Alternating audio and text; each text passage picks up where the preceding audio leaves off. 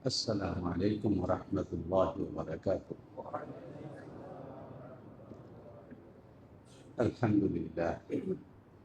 الحمد لله نحمده ونستعينه ونستغفره ونؤمن به ونتوكل عليه ونعوذ بالله من شرور أنفسنا ومن سيئات أعمالنا. يضلله فلا هادي له ونشهد أن لا إله إلا الله وحده لا شريك له لا ضد له ولا ند له ولا مثل له ولا مثيل له ونشهد أن سيدنا وسندنا ونبينا محمدا عبده ورسوله أرسله إلى كافة الناس بشيرا ونذيرا وداعيا إلى الله بإذنه سراجا وقمرا منيرا. أما بعد فأعوذ بالله من الشيطان الرجيم. بسم الله الرحمن الرحيم. إنا أنزلناه في ليلة القدر وما أدراك ما ليلة القدر. ليلة القدر خير من ألف شهر. وقال رسول الله صلى الله عليه وسلم: تحروا ليلة القدر في الوتر من العشر الأواخر من رمضان أو كما قال رسول الله صلى الله عليه وسلم. উপস্থিত পরম শ্রদ্ধাভাজন মুসল্লির ভাইয়েরা, আল্লাহ জাল্লা জালালুহুর অসীম দয়া ও অনুগ্রহ যে আল্লাহ তাআলা আমাদেরকে আল্লাহ তাআলার অনেক বড় হুকুম, যে হুকুম পালনের ভেতর দিয়ে একজন মুমিন মুসলমান মানুষ থেকে ফেরেশতার চরিত্রে উত্তীর্ণ হতে পারে, সেই হুকুম রমজান মুবারকের রোজা রেখে শুক্রবারে জুমার নামাজ আদায় করবার জন্য আল্লাহর ঘর মসজিদে উপস্থিত হওয়ার তৌফিক দান করেছেন। আলহামদুলিল্লাহ। আজকে রমজান মুবারকের 16 তারিখ। যদি আল্লাহ জাল্লা জালালুহুর ইচ্ছা হয় রমজান মুবারক 30 হয়, তাহলে আরো 2টি শুক্রবার আমরা পাবো। আর যদি আল্লাহ তাআলা চান 29 রমজান হবে, তাহলে আর 1টি শুক্রবার পাবো। শুক্রবার দিন হিসাবে সপ্তাহের শ্রেষ্ঠ দিন। রমজান মুবারক মাস হিসাবে বছরের শ্রেষ্ঠ মাস। আর লাইলাতুল কদর হলো রমজান মুবারকের সর্বশ্রেষ্ঠ অংশ। আল্লাহ জাল্লা জালালুহু হযরত মুহাম্মদুর রাসূলুল্লাহ সাল্লাল্লাহু আলাইহি ওয়াসাল্লামের মাধ্যমে একজন মানুষ কিভাবে শ্রেষ্ঠ মানুষ হতে পারে, মানুষ হয়েও অসংখ্য মানুষকে ছাড়িয়ে যেতে পারে, সেই পথ দেখাবার জন্য এই দুনিয়াতে এসেছিলেন। কোরআনে কারীমে আমরা যে সূরাগুলো এখন যে বিন্যাসে পড়ি, এই বিন্যাস যদিও রাসূলুল্লাহ সাল্লাল্লাহু আলাইহি ওয়াসাল্লাম এইভাবে গ্রন্থাকারে রেখে যাননি, কিন্তু রাসূলুল্লাহ সাল্লাল্লাহু আলাইহি ওয়াসাল্লামের উপর কোনো আয়াত নাজিল হলে তিনি লিখতে পারেন এমন সাহাবীকে ডেকে বলতেন যে অমুক সূরার অমুক আয়াতের পরে এই আয়াতটি লেখো। এবং রাসূলুল্লাহ সাল্লাল্লাহু আলাইহি ওয়াসাল্লাম আমরা যে বিন্যাসে পড়ি, এই বিন্যাসে তাহাজ্জুদে নামাজে তেলাওয়াত করতেন। সাইয়্যিদুনা আবু বকর সিদ্দিক রাদিয়াল্লাহু তাআলা আনহু যেহেতু নবুয়তের একেবারে প্রথম সকাল থেকে রাসূলুল্লাহ সাল্লাল্লাহু আলাইহি ওয়াসাল্লামের ওফাত পর্যন্ত সঙ্গে ছিলেন, এই জন্য তার আমলে সর্বপ্রথম যখন কোরআন শরীফ গ্রন্থাকারে লিপিবদ্ধ হয়, সংকলিত হয়, তখন এই ধারাবাহিকতাটাকেই রক্ষা করা হয়েছে। লাইলাতুল কদর, সূরাতুল কদরের মধ্যে আলোচনা এসেছে। তার যে আগের সূরা, সেই সূরার নাম হলো সূরাতুল আলাক। তার যে আগের সূরা, সেই সূরার নাম হলো সূরাতুত তিন। এই 3টা সূরা মিলে একটা পূর্ণাঙ্গ শিক্ষা আল্লাহ জাল্লা জালালুহু মানব জাতির সামনে পেশ করেছেন। সূরাতুত তিনের মধ্যে আল্লাহ জাল্লা জালালুহু মানব জাতিকে এটা জানিয়েছেন, ওয়াজ-যাইতুন ওয়া তুরি সিনিন ওয়া হাযাল বালাদিল আমিন। কতগুলো কসম আল্লাহ তাআলা দিচ্ছেন, অথচ আল্লাহ জাল্লা জালালুহুর মতো সত্তা কোনো কসম দিয়ে কথা বলার প্রয়োজন নেই। কসম দিয়ে কথা বলছেন এই কারণে যারা শুনবে তাদের চরিত্র, তাদের মেজাজটাকে রেআয়াত করা, গুরুত্ব দেওয়া। কোরআন শরীফের হরফ হরফে মানব জাতির জন্য শিক্ষা। আমরা তো আমাদের সন্তানের সঙ্গে কথা বলবার সময় তার মেজাজের দিকে তাকাই, আমরা আমাদের ছাত্রের সঙ্গে যখন কথা বলি তার মেজাজের দিকে তাকাই না, আর পরবর্তী তো প্রশ্ন ওঠে না। আর আল্লাহ জাল্লা জালালুহু যিনি সৃষ্টিকর্তা, মানুষের সঙ্গে সৃষ্টিকর্তা কি, সেই আল্লাহ জাল্লা জালালুহু মানুষ যেহেতু কসম করে কথা বললে কথাটা মন দিয়ে শোনে, তো সে যেন মন দিয়ে শুনে, এই জন্য আল্লাহ জাল্লা জালালুহু কসম দিচ্ছেন। ওয়াত-তিন ওয়াজ-যাইতুন ওয়া তুরি সিনিন ওয়া হাযাল বালাদিল আমিন। চারটা কসমের পরে বলছেন আরবরা যারা শুনবার এবং যাদেরকে আল্লাহ জাল্লা জালালুহু বেছে নিয়েছেন, নির্বাচন করেছেন, তার পয়গাম্বরের কণ্ঠে সর্বপ্রথম ওয়াহির সবক গ্রহণ করার জন্য, পাঠ গ্রহণ করার জন্য আল্লাহ বাছাই করেছেন। লাকাদ খালাকনাল ইনসানা ফি আহসানি তাকওয়িম। চারটা কসম করে বলছেন মানুষকে আমি সর্বোত্তম অবয়বে সৃষ্টি করেছি। পুরো পৃথিবী তুমি ঘুরে আসো, কিন্তু মানুষের চাইতে সুন্দর অবয়বে আর কোন সৃষ্টি জগতে তুমি পাবে। মাথার চুল থেকে পায়ের পাতা পর্যন্ত এক একটা অঙ্গের আলাদা আলাদা সৌন্দর্য, আবার তার স্থাপনগত সৌন্দর্য, তার সবটা একত্রিত করলে যে মানুষের একটা সৌন্দর্য ফুটে উঠে, এই সৌন্দর্য পৃথিবীর আর কোন সৃষ্টির মধ্যে নাই। আল্লাহ জাল্লা জালালুহু এই আয়াতের মধ্যে সব মানুষের একটা মৌলিক সৌন্দর্যের কথা বলেছেন, যে এই বৈশিষ্ট্য আমি সবাইকে দিয়েছি। বাকি সব মানুষের মধ্যে কল্যাণ অকল্যাণ উভয় প্রবণতা দিয়েছে, এবং সেই প্রবণতার জায়গার মধ্যে দুনিয়ার মানুষ সকাল থেকে গভীর রাত পর্যন্ত লড়াই করছে। কেউ লড়াই করছে সে অপরাধে কাকে ছাড়িয়ে যাবে। আমরা মাঝে মধ্যে শুনি এরকমের, এবং এর অভিজ্ঞতা থেকে আল্লাহ তাআলা আমাদের এবং আমাদের পরিবার পরিজন সবাইকে হেফাজত করেন। জেলখানায় যদি কোনো পুষ্কে চোর যায়, তখন বড় চোর ডাকাত যারা, তারা চোরায় যেরকম তুচ্ছ কাজ করে এখানে আছি, কেন আসলে 10-20টা মার্ডার করে আছি। এবং ওই সামান্য অপরাধী যখন সেখানে কিছুদিন থেকে বড় ভাইদের সান্নিধ্য নিয়ে তারপর যখন বেরিয়ে আসে, তখন আর সে পুষ্কে থাকে। মানুষের মধ্যে এক শ্রেণী যারা এই অন্যায় প্রবণতায় প্রতিযোগিতা করে চলছে, আরেক শ্রেণী যারা ঘুম থেকে ওঠার পর থেকে আবার ঘুমানো পর্যন্ত কল্যাণের প্রতিযোগিতা। এবং সে যতই ভালো কাজ করে, যতই এক কাজ করে, আরেক দিনের দিকে তাকিয়ে বলে তার সামনে তো আমি কিছুই না। আশেপাশে যখন শ্রেষ্ঠ খুঁজে না পায়, তখন কিতাব খোলে, বই খুলে পাঠ করার পরে বলে যে আমাদের পূর্বপুরুষরা কিভাবে ইবাদত বন্দেগী করেছেন, আমরা তো চাই। তার প্রাণ তৃপ্ত হয়। এই যে লড়াই, এই লড়াই প্রাচীন কাল থেকে চলে এসেছে। মানুষ অবয়বের বিচারে সবাই, দুনিয়াতে এমন অসংখ্য অমুসলিম আছে আল্লাহর দ্বীনকে অস্বীকার করার কারণে, যারা জাহান্নামী হওয়ার ব্যাপারে বিন্দু মাত্র সন্দেহ নাই, কিন্তু গঠনগত সৌন্দর্য অবাক হওয়ার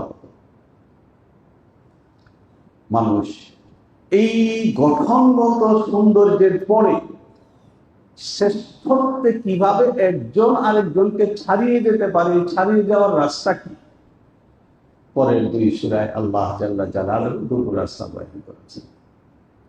প্রথম সূরা সূরাতুল আলাকের মধ্যে বলেছেন ইকরা বিসমি রাব্বিকাল্লাযী খালাক। তুমি যদি আরো হাজারো মানুষ, লাখো মানুষকে যদি মানুষ হয়েও ছাড়িয়ে যেতে চাও, তাহলে তোমাকে আল্লাহর নামে নবীগণের মাধ্যমে পাঠানো যে ওই ইলমের অধিকারী হতে, ওই ইলমের যদি তুমি অধিকারী হতে পারো, তাহলে তুমি মানুষ হয়েও হাজারো মানুষকে ছাড়িয়ে যেতে পারবে। আম্মা জান আয়েশা সিদ্দিকা রাদিয়াল্লাহু তাআলা আনহা, তার অনেক মর্যাদা, তার এই সকল মর্যাদার শেকড়ে যে জিনিসটা, সেটা হলো যে আম্মা জান আয়েশা সিদ্দিকা রাদিয়াল্লাহু তাআলা আনহা পৃথিবীর নারীদের মধ্যে সবচেয়ে বড় ইলমওয়ালা, ইলমে তিনি সর্বোচ্চ। এবং এই রকমের উচ্চতা যে হযরত ওমর রাদিয়াল্লাহু তাআলা থেকে গেলে আম্মা জান আয়েশার কাছে লোক পাঠাতেন। এই ইলমের কারণে তিনি তার কালের শুধু নারী না, পুরুষদেরকে ইজ্জতের দিক থেকে ছাড়িয়ে গেছেন। পৃথিবীর নানা দেশ থেকে বড় বড় তাবিঈ, যারা শত শত সাহাবীর ছাত্র, ইমাম আবু হানিফা রাহিমাহুল্লাহু তাআলার খাস উস্তাদ আমির শাবি, আমাদের জানা মতে একমাত্র ব্যক্তি, ইতিহাসে যাকে আল্লামাতুত তাবিঈন বলা হয়, যে তাবিঈনদের মধ্যে তিনি সর্বোচ্চ পণ্ডিত ব্যক্তি, আম্মা জানের দুয়ারের সামনে এসে মাটিতে বসে থাকতেন একটা মাসআলা জানার জন্য, একটা হাদিস শোনার জন্য।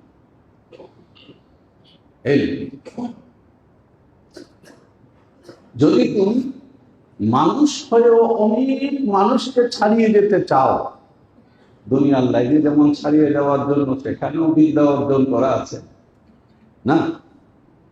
আমি বলেছি এবং বারবার বলি, বিশেষ করে যারা তরুণ তাদেরকে বলি যে তোমরা মনে রাখবে, ইলম আর বিদ্যা এক না। ইলম বলা হয় এমন এক গুণকে, যে গুণ কোন ব্যক্তির মধ্যে আসলে আল্লাহর ভয় পয়দা হয়। এটা কোরআনের বক্তব্য, ইন্নামা ইয়াখশাল্লাহা মিন ইবাদিহিল উলামা। যে গুণ কোন ব্যক্তির মধ্যে আসলে ব্যক্তির মধ্যে আল্লাহর ভয় পয়দা হয়, তাকে ইলম বলা হয়। এই এক জিনিস, বিদ্যা আরেক জিনিস। ব্রিটিশরা এখানকার মানুষদেরকে বিদ্যা দিয়েছে, ইলম দেয়। আর যুগে যুগে নবীগণ মানব জাতিকে ইলম দিয়েছেন। ইলম আলাদা জিনিস, এটা ইসলামের একটা নিজস্ব পরিভাষা।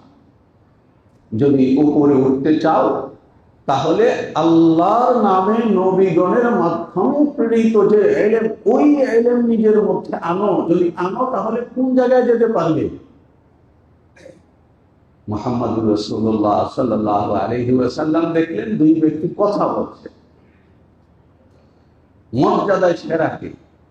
রাসূলুল্লাহ সাল্লাল্লাহু আলাইহি ওয়াসাল্লাম ওই দুই ব্যক্তির মাঝখানে পড়ে বলছেন, ফাদলুল আলিম আলাল আবিদি। তোমরা তর্ক করছো আবেদ বড় না আলেম বড়।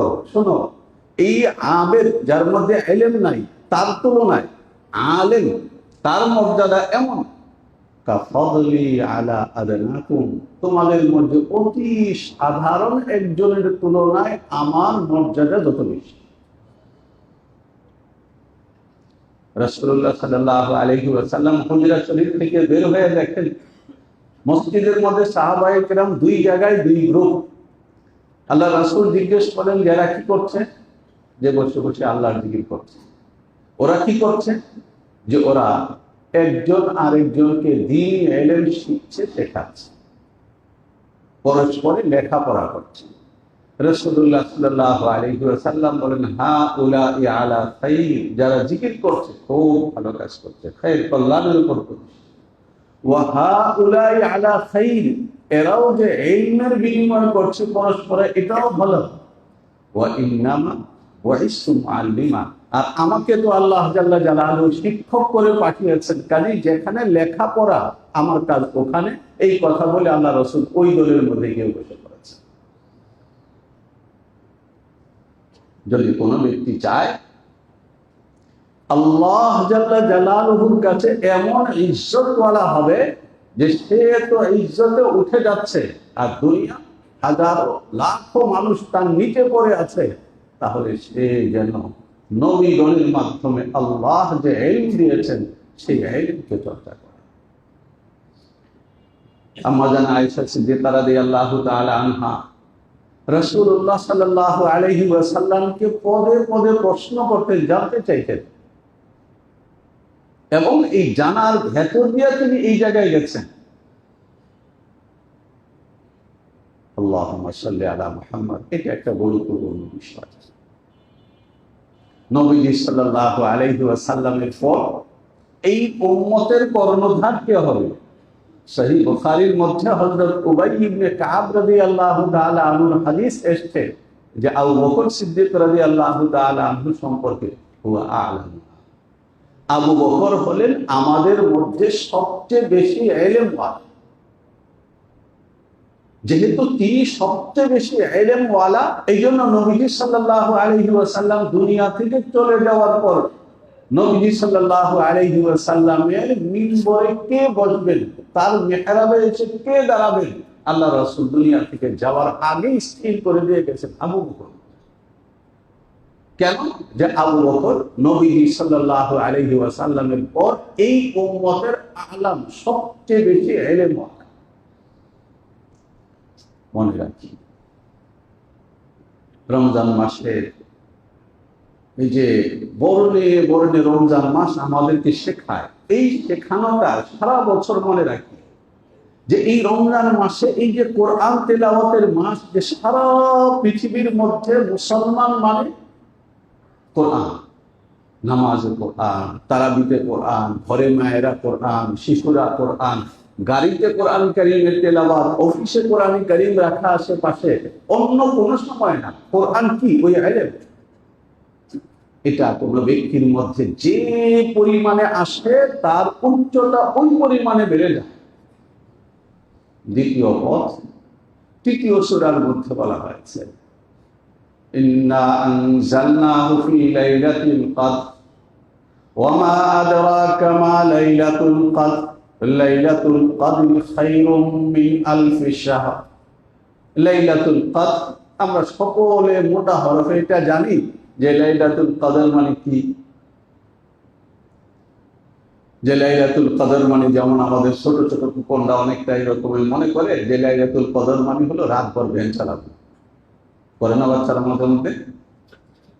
হ্যাঁ, যে সারা বছর তো বাবার কি দামি গাড়ি চালায়, এই রাত্রে কি চালাবে? ভ্যান চালাবে। এটা তো বাবুদের বিষয়। কিন্তু একদম মায়েদের থেকে আমাদের পর্যন্ত সবাই জানে যে লাইলাতুল কদর যদি এই রাত্রে এদিক সেদিক ছুটাছুটি করে, দৌড়াদৌড়ি করে, যে কিছু জানে না সেও বলে যে আজকের রাতটাও মসজিদে গেলি না, না, যে কিছুই জানে না সেও কি বলে আজকের রাতটাও মসজিদে গেলি না। এর অর্থ হলো যে এই রাতটা ইবাদতের রাত, ইবাদতের রাত। এবং কি রকমের ইবাদতের রাত? যে এই এক রাত্রে ইবাদত করলে একাধারে 1000 রাত যদি কোনো ব্যক্তি ইবাদত করে, তাহলে তার চেয়ে বেশি নেকি এক রাতের ইবাদতকারীকে দান করা। এটা হলো আমলের রাত। মানুষকে ছাড়িয়ে যায়। মানুষ মানুষকে কিভাবে ছাড়িয়ে যায়? মানুষ মানুষকে ছাড়িয়ে যাওয়ার রাস্তা হলো এটা যে তুমি নবী যে ইলম, সে ইলম যদি তোমার সিনায় আনতে পারো, তুমি ওঠা হয়ে যাবে। নবী যে আমল দিয়ে গেছেন, সেই আমল যদি তুমি তোমার জিন্দেগিতে আনতে পারো, তাহলে তুমি ওঠা হয়ে যাবে।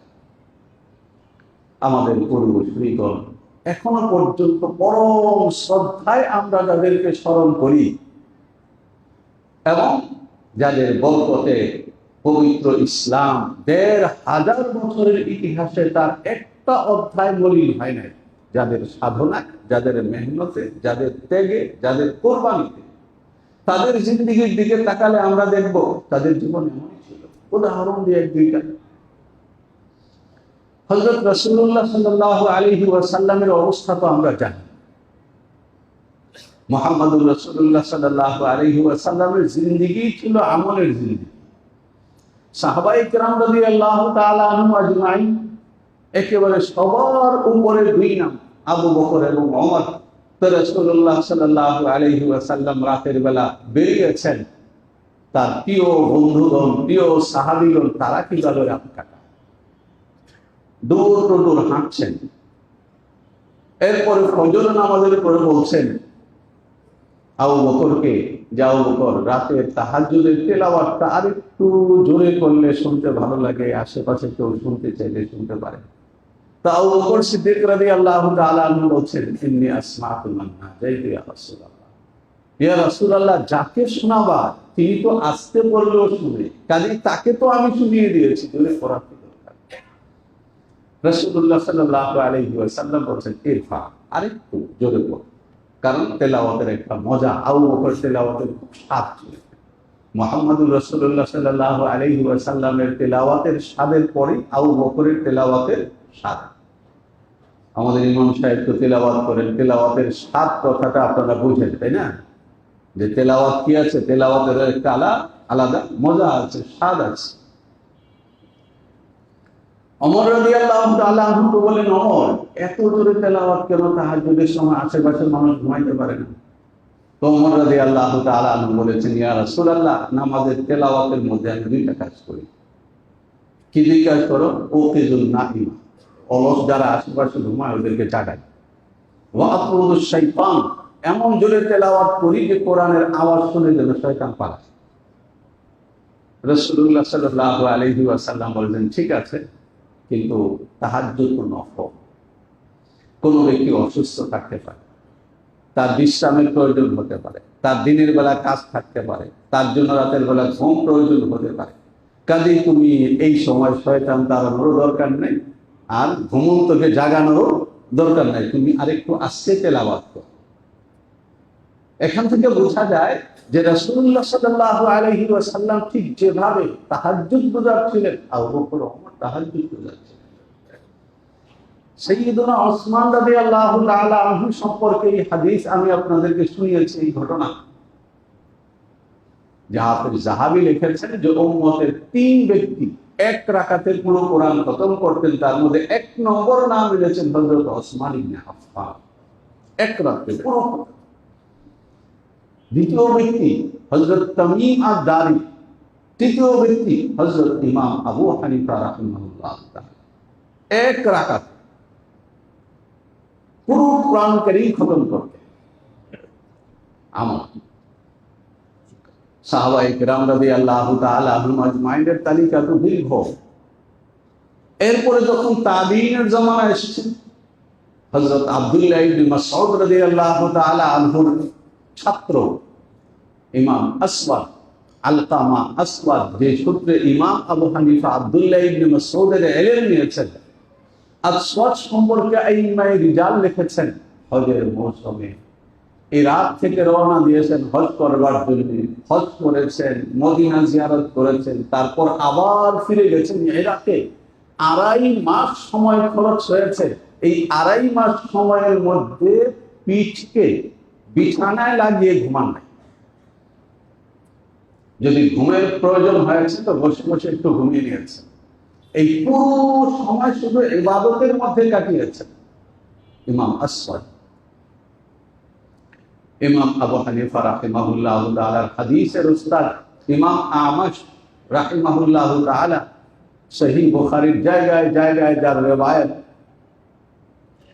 এবং ইরাকি মুহাদ্দিসিনের ইমাম, হাদিসের বড় ইমাম, ইমাম আমাশ 70 বছর একাধারে এমন পার করেছেন যে একবারও নামাজের তাকবীর উলা ছুটে নাই।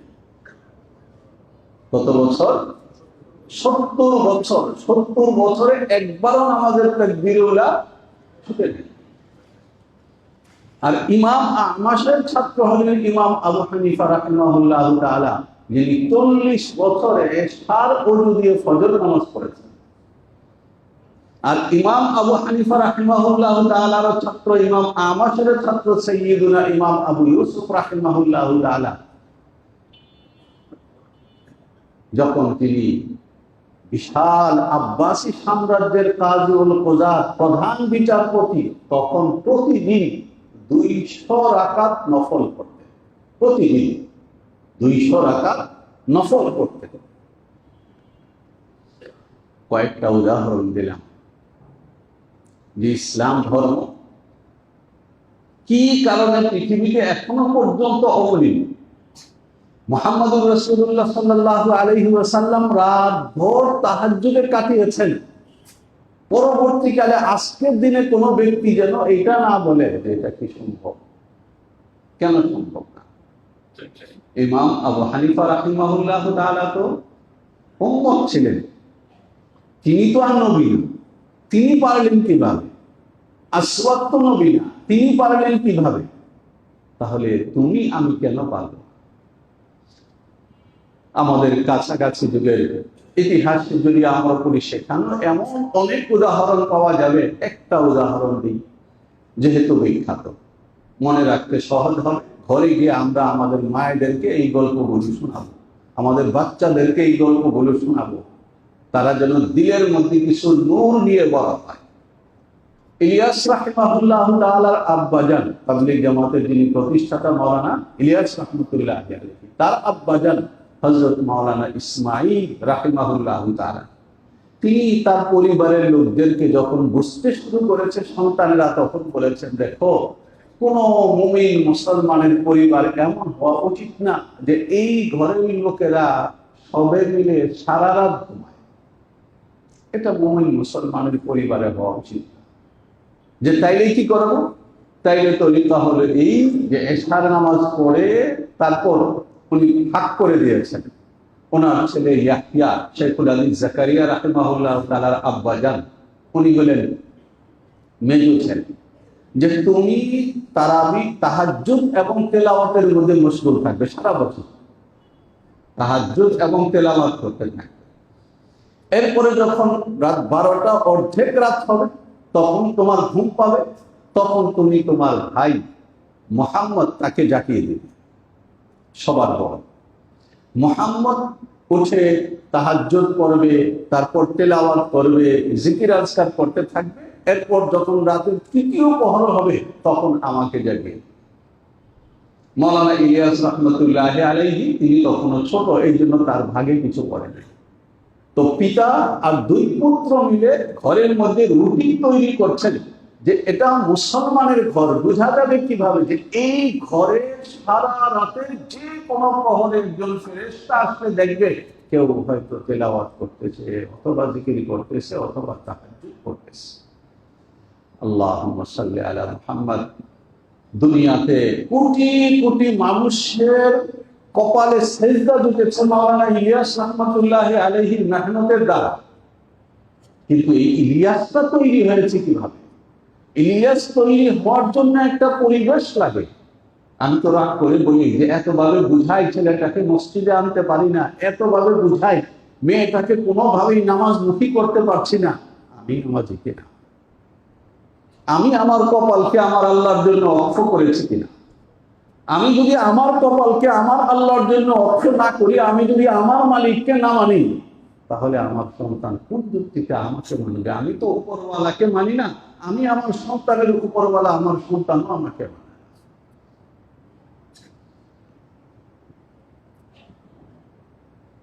আমাদের আসলাফ, আমাদের পূর্বসূরিগণ মুহাম্মদুর রাসূলুল্লাহ সাল্লাল্লাহু আলাইহি ওয়াসাল্লামের দ্বীনকে কিভাবে লালন করতে হয় সেটা তারা করে দেখিয়েছেন। আল্লাহ জাল্লা জালালুহু আমাদেরকে তরিকা বয়ান করে দিয়েছেন। দেখো, লাকাদ খালাকনাল ইনসানা ফি আহসানি তাকওয়িম। সবাই সুন্দর, কিন্তু এই বাইরের সৌন্দর্যকে যদি প্রকৃত সৌন্দর্যে উন্নীত করতে হয়, যদি এই সৌন্দর্যকে সেরা সৌন্দর্যের জায়গায় নিয়ে যেতে হয়, বেহেশতের সৌন্দর্য, তাহলে রাস্তা দুইটা। যদি তুমি বিদ্বান হও, তাহলে তোমার পাঠের বিষয় যেন হয় মুহাম্মদুর রাসূলুল্লাহ সাল্লাল্লাহু আলাইহি ওয়াসাল্লামের নিয়ে আসা এলেন। আল্লাহ আল্লাহ আল্লাহ। আমাদের এই শিক্ষিত সমাজের ঘরে কখনো কখনো আমরা দেখি এবং দেখে আমাদের দিলে চোট লাগে। বিশাল আলমারি, দুনিয়ার কত শত মানুষের কত বইপত্র সাজানো আছে, কোরআন শরীফের তর্জমা নাই, কোরআন শরীফ নাই, কোরআনের তাফসীর নাই, মুহাম্মদুর রাসূলুল্লাহ সাল্লাল্লাহু আলাইহি ওয়াসাল্লামের জীবনী নাই, সাহাবায়ে কেরামের জীবনী নাই। একজন মুসলমান কিভাবে মুসলমানি জীবন যাপন করবে এই সম্পর্কিত কোনো বই তার ঘরের মধ্যে নেই। তুমি যদি বিজ্ঞান হও তাহলে তোমার চর্চার মূল জায়গাটা যেন মুহাম্মদুর রাসূলুল্লাহ সাল্লাল্লাহু আলাইহি ওয়াসাল্লাম আনিত এলেন হয়। এটা হলো একজন মুসলমানের চর্চার, পড়ার এবং ঘরের মধ্যে সংরক্ষণ করার মূল সম্পদ, মূল জিনিস। দ্বিতীয় হলো আমল। আমল যদি কোনো ব্যক্তির মধ্যে এই আমল থাকে তাহলে এই ইলম এবং আমল, এই দুটোর দ্বারা ব্যক্তি কোথায় চলে যাবে? মুহাম্মদুর রাসূলুল্লাহ সাল্লাল্লাহু আলাইহি ওয়াসাল্লাম পরামর্শ দিয়েছেন যে তোমরা তোমাদের বাচ্চাদেরকে কোরআন শেখাও, এবং শেষে পুরস্কারের কথা বলেছেন। যখন হাশরের ময়দান হবে তখন এই কোরআনওয়ালা বাচ্চাগুলো যারা জীবনও তৈরি করেছে কোরআনের আলোকে, মা আম্বিয়াইহি ওয়া আসফিয়াইহি, নবীগণের পাশে তাদের বসার জায়গা হবে, আল্লাহর নির্বাচিত বান্দাগণের পাশে তাদের বসবার জায়গা হবে। এই ইলম, এই আমলের এক মূল্য। মানুষের মধ্যে স্বাভাবিকভাবেই প্রশ্ন হয় যে আল্লাহ, আমরা তো দুনিয়ার মধ্যে ডুবে থাকি, কিভাবে এই ইলম, কিভাবে এই বিপুল আমল সংগ্রহ করব, উপায় কি? দুনিয়াতে আমরা দেখি যে একজন মানুষ 25-30 বছর চাকরি করে, এবং বিশেষ করে সরকারি চাকুরে যারা হয়, চাকরির শেষ সময় গিয়ে নিজে নিজে শরীর দুর্বল হয়ে যায়। এই চিন্তায় চাকরি গেলে কিভাবে খাবো, তাহলে 25 বছর 30 বছর কি কাজ করলাম, এরপরে কয়দিন বাঁচবো তাও জানি না, সেখানে কি খাবো এটা নিয়ে এমন পেরেশানি। এখান থেকে শিখবার বিষয় হলো এটা যে কয়দিন বাঁচবো সেটা জানি না, তারপরও অতটুকু সময় কিভাবে পার করব, তার জন্য সামান্য যে খরচ হবে, কি খরচ হবে? আল্লাহ তো এমন ভাবেই পয়দা করেছে, একজন মানুষ যৌবনে যেভাবে খায় বার্ধক্য এইভাবে খেতে পারে? খেতে পারে। তার সামনে যদি অনেক ভালো খাবার উপস্থাপন করে তো সে দেখে, দেখার পরে অনেক সময় হাসে, এবং হেসে নাতি নাতনিদেরকে বলে তোমরা খাও, আমি দেখি, আমার জন্য ঠিক না। জোরাজুরি করলে ওই একটু ভেঙে মুখে দেয়, এরপরে বলে আমাকে ওই নরম সাদা ভাতটা দাও, লাউয়ের ঝোলটা আমাকে দাও। তো এই লাউয়ের ঝোল আর সামান্য সাদা ভাত, সেটা আয় করতে করতে রক্ত আর ঘাম এক হয়ে গেল। তাহলে ওই বাড়িটা, যেই বাড়িটা বানাবার সময় একটা ইট ব্যবহার করা হয়েছে স্বর্ণের, আরেকটা ইট ব্যবহার করা হয়েছে রূপার, বেহেশতের, ওই বাড়িটা কিনবার জন্য আমি কতটুকু অর্জন করেছি, কতটুকু কামাই করেছি, মেহনত করেছি। এই প্রশ্নটা কি আমি আমাকে করা উচিত না? দুনিয়ার সব মানুষের সামনে এই প্রশ্ন আসবে, কিন্তু আল্লাহ জাল্লা জালালহু যেহেতু ইসলাম এমন এক দ্বীপ, এমন এক ধর্ম দান করেছেন যে পৃথিবীর বিভিন্ন দেশ বিভিন্ন বিষয়ে নানা সময় জরিপ হয়। সেই জরিপের মধ্যে মুসলমানরা একটা জায়গায় সবসময় বাজে ফলাফল করে। আমি অনেক বছর যাবত এই জরিপটা পত্রিকায় দেখলেই মন দিয়ে পড়ি।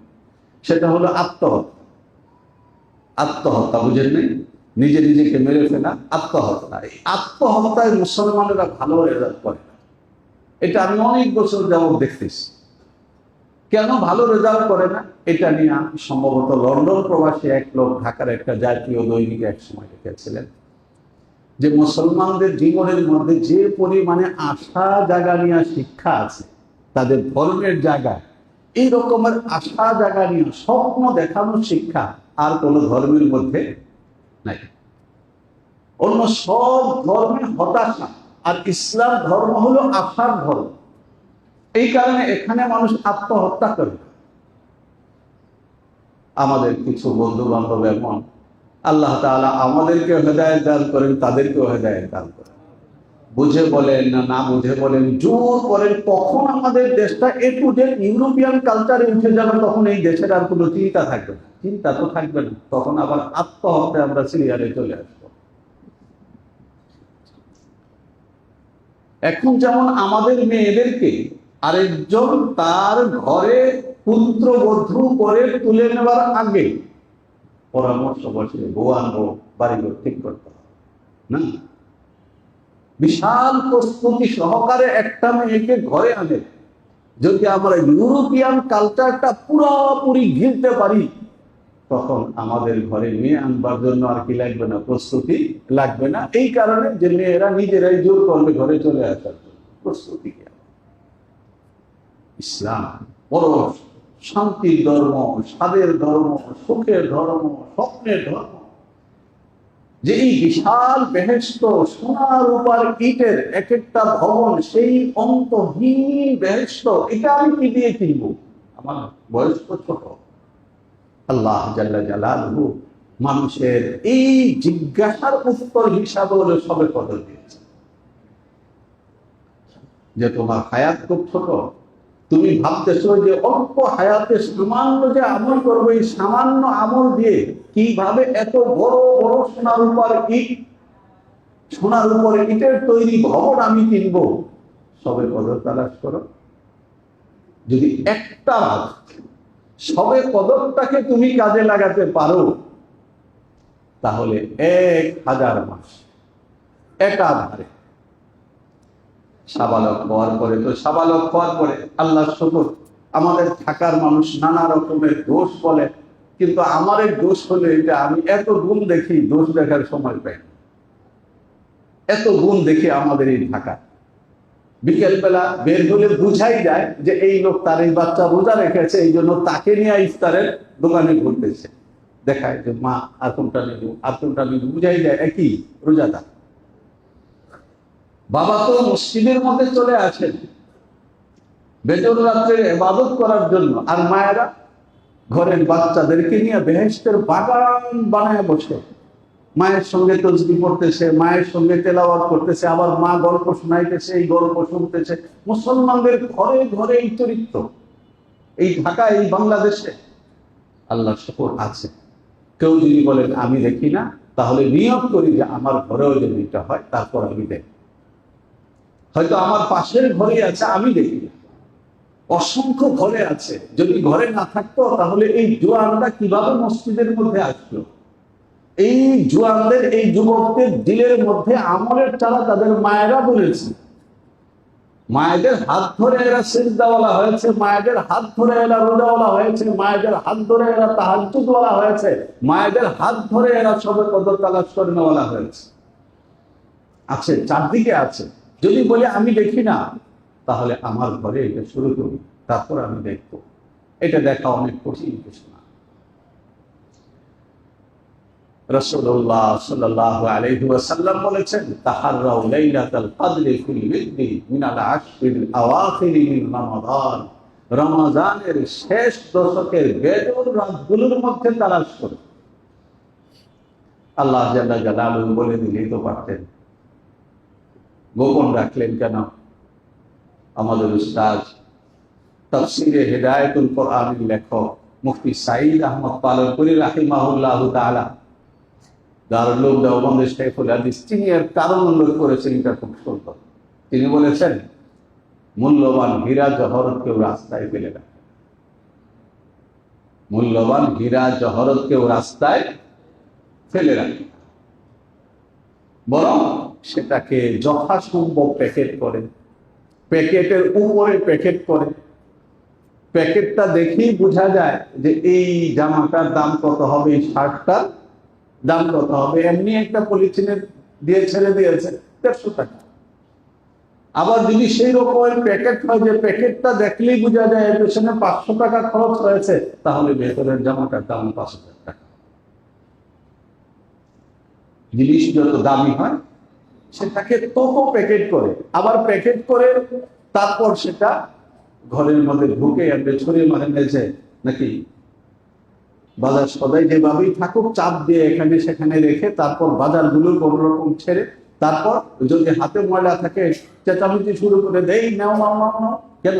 আমার মায়ের জন্য জামাটা এনেছি। তো এটা ধরলেই কি হয় যে না, প্যাকেটটার মধ্যে দাগ লেগে যায় না? এক সময় তো এরকমেরও ছিল, এখনো হয়তো থাকবে। অনেক বাচ্চা আছে, তার জামা যদি কেউ দেখে ফেলে তাহলে এই জামা দেওয়া ঈদ হবে না, এটা দামি জামা, এটা কি করতে হবে? লুকায় রাখতে হবে। ঈদের দিন সকালবেলা এটা বের করবে। এখন যদি ভাইয়া বলে যে তোমার জামাটা খুব সুন্দর হয়েছে, তুমি দেখেছো, বাস আউমাও করে কান্না শুরু। কেন? এত দামি জামা তুমি কেন দেখলা? এটা তো ঈদের দিন। আল্লাহ জাল্লা জালালুহু মানব জাতিকে বুঝানোর জন্য যে সবে কদর অনেক দামি, যে জিনিস দামি হয় ওই জিনিসকে একটু তালাশ করে বের করতে হবে। বাকি তোমরা যেন আবার এমন না হয়ে যায় যে তালাশ করাটা এত কঠিন যে তালাশ করার হিম্মতই হচ্ছে না, এমন যেন না হয়ে যায়। এই জন্য মাত্র 5 তারিখ, 21 তারিখ, 23 তারিখ, 25 তারিখ, 27 তারিখ, 29 তারিখ, এই 5টা বেজর রাত। আবার এই রাতগুলোর মধ্যে সবে কদর আমি কিভাবে তালাশ করবো? আমাদের আয়েশা সিদ্দিকা রাদিয়াল্লাহু তাআলা আনহা বলেছেন, কানান নবী সাল্লাল্লাহু আলাইহি ওয়াসাল্লাম ইয়াতাকিফু আলা আশরাল আওয়াখির হাত্তা তাওয়াফাহু আল্লাহু তাআলা সুম্মা আতাকাফা আজওয়াজুহু। যে রাসূলুল্লাহ সাল্লাল্লাহু আলাইহি ওয়াসাল্লাম মরণ পর্যন্ত নিয়মিত ইতিকাফ করেছেন। কেন ইতিকাফ করেছেন? যে ইতিকাফ করলে তো মসজিদেই থাকবো, আর সবে কদর তো এখানেই নাযিল হবে, সুতরাং সবে কদর হাত থেকে ছুটার কোনো উপায় নেই।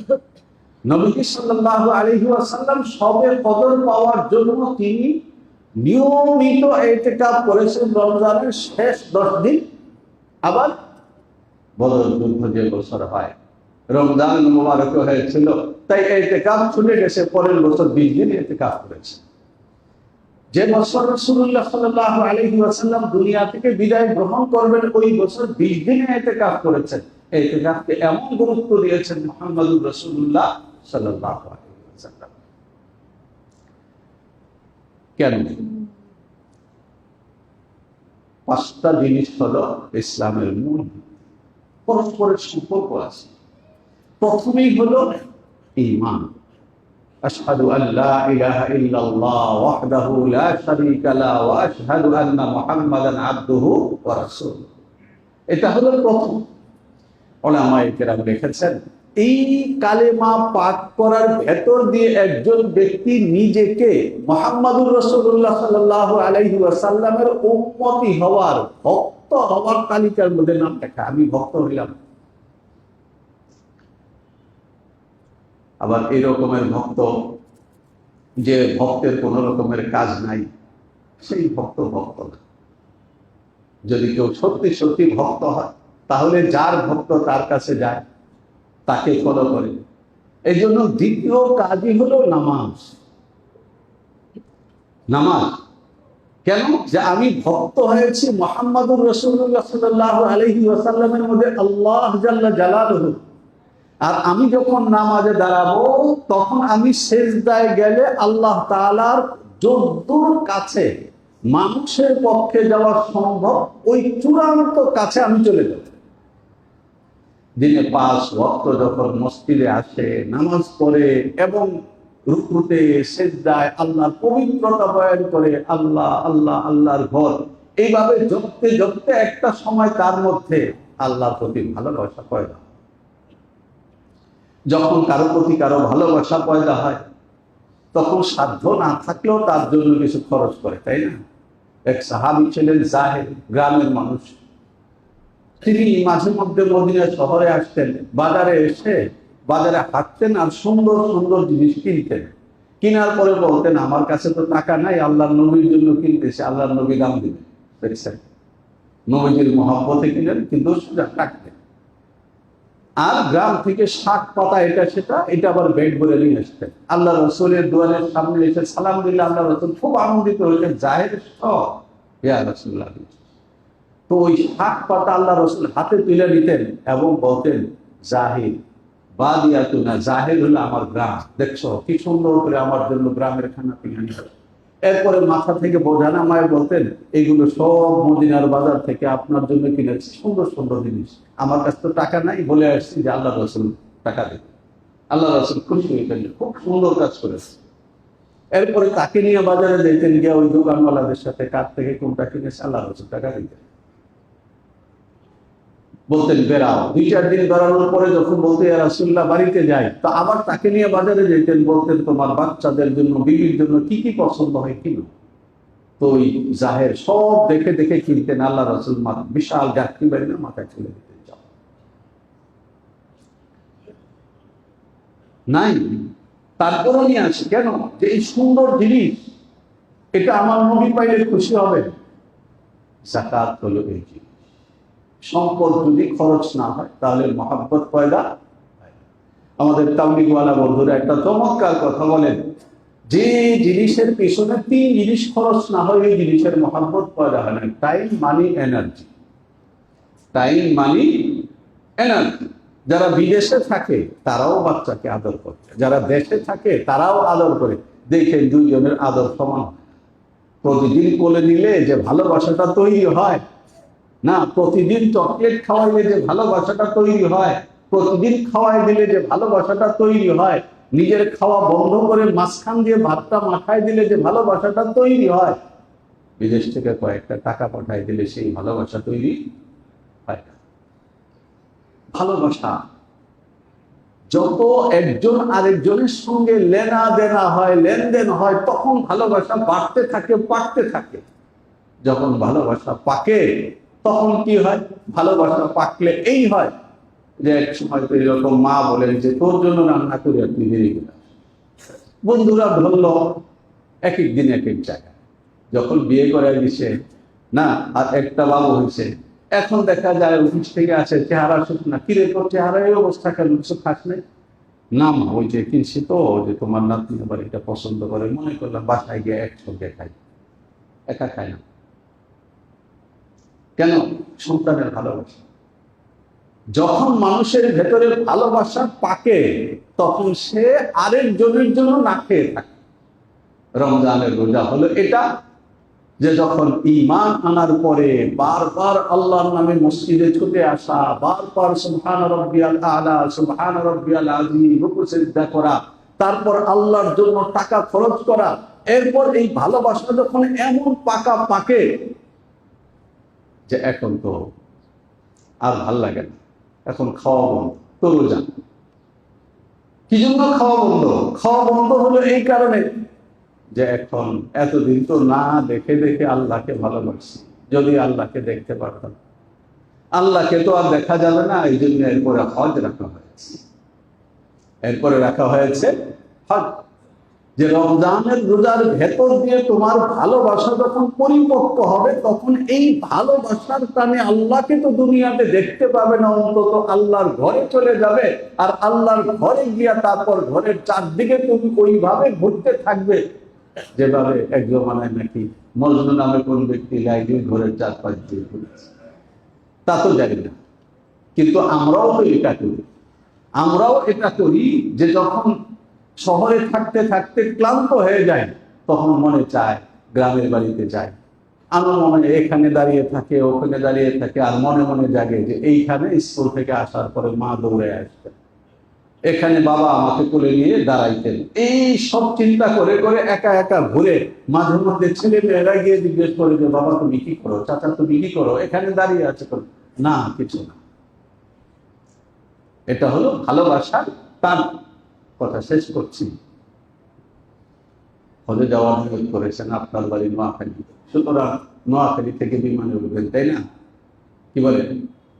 হ্যাঁ, উঠা যাবে না। কি করতে হবে? ঢাকায় আসবো না, মসজিদও হলো ইয়াকূব, মসজিদও হলো ইয়াকূব। আপনি হজে যাবেন, হজের স্বাদ পেতে চান, বাইতুল্লাহকে দেখার তৃপ্তি আপনি পেতে চান, বাইতুল্লাহ গিলাফকে জড়িয়ে ধরে আল্লাহ আল্লাহ বলার মজা আপনি পেতে চান, সোজা একটা ব্যাগের মধ্যে অনেকগুলো সামানপত্র নিয়ে সোজা চলে গেলেন, মজা পাবেন না। মজা যদি পেতে হয় তাহলে আগে কালিমায়ে শাহাদাতের অর্থ বুঝে সেটাকে ধারণ করেন, নামাজি হন, এবং আল্লাহকে ভালোবেসে যাকাত দেন, এবং আল্লাহকে ভালোবেসে আল্লাহকে পাওয়ার জন্য আপনি রোজা রাখুন। এরপর মসজিদে এসে ইতিকাফ করুন। তারপর যদি আপনি মক্কা শরীফ যান, কাবা শরীফ দেখার পরে আপনার চোখ দিয়ে যে পানি পড়বে, আপনি এক সপ্তাহ থাকার পরে যখন বাইতুল্লাহকে বিদায় জানিয়ে আপনি আপনার দেশের জন্য রওনা দিবেন, আপনি আপনার চোখকে, আপনার সারা শরীরকে ধরে রাখতে পারবেন না, মনে হবে চোখ থেকে পানি পড়ছে না, পুরো দেহ থেকে যেন পানি পড়তেছে। যখন এই ভালোবাসাটা তৈরি হয়, এটা সবটা মিলে একটা জিনিস। যদি কোনো ব্যক্তি সবটাকে ধারণ না করে, তাহলে সে ঈমানের মজাও পাবে না, নামাজের মজাও পাবে না, যাকাতের মজাও পাবে না, রোজার মজাও পাবে না, হজের মজাও পাবে না।